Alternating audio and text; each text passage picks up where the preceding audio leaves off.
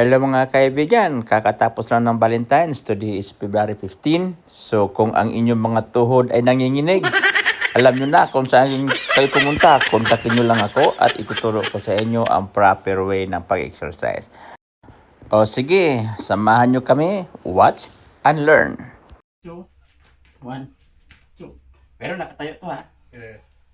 Okay. Lapel, man. Ayan mo. 1, jump. Ayaw. Pause. There you go. No, huwag ka na tumayo muna. This is your start. Like, from here. 1.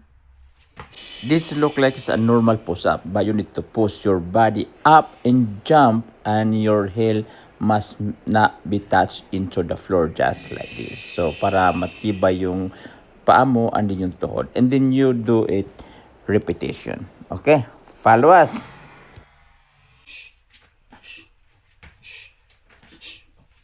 Okay.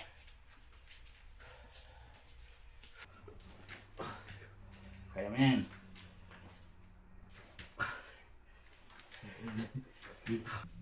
So from here, you need to roll. 1, 2, 3, 4. Okay. Go. Oops, balance. Go one. Bring it back. Yeah. Bata po yun. Load ka lang. Yan. Yeah, go. Ayaw, man. Load lang. Damn. Go. Hanging push up. Here. Like this. Okay. And then up. 1. Open. And 2. Down. Up. Down. Up. Down. Up. Okay. Ready? Ready down. Okay. Pag nakaya mo na, extend your left arm or right arm pag nakaya na. Oh. Okay. Hindi ko kaya, man. Okay, relax. Paano nga? Parang pag nasanay ka kasi. Yeah. From here, number 1. So I can extend my arm. Extend. Yan o. 1. 2. 3. And 4. 1. And then jump. Here is a jumping push-up. This is not hard to do. You just need to have a power from your shoulder. So from the ground, you need to push your body up sideways. So that will be a jumping push-up. Oh, wait a minute. English? Nag-English si Bisaya ba? Nako, nahurot na ako English.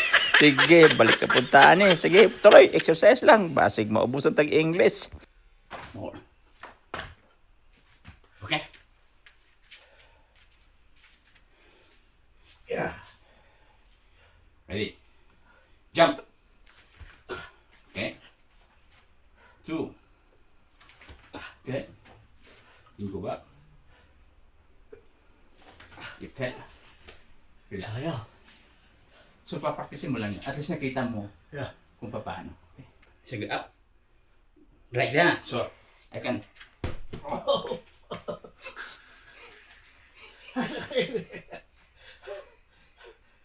Buti di yun natae ba? Ano daw? Ulitin nga natin kung anong sabi niya. Pakinggan yung maigi. Natae ba? Sakit pa rin yan, man. Uh-huh. Damn.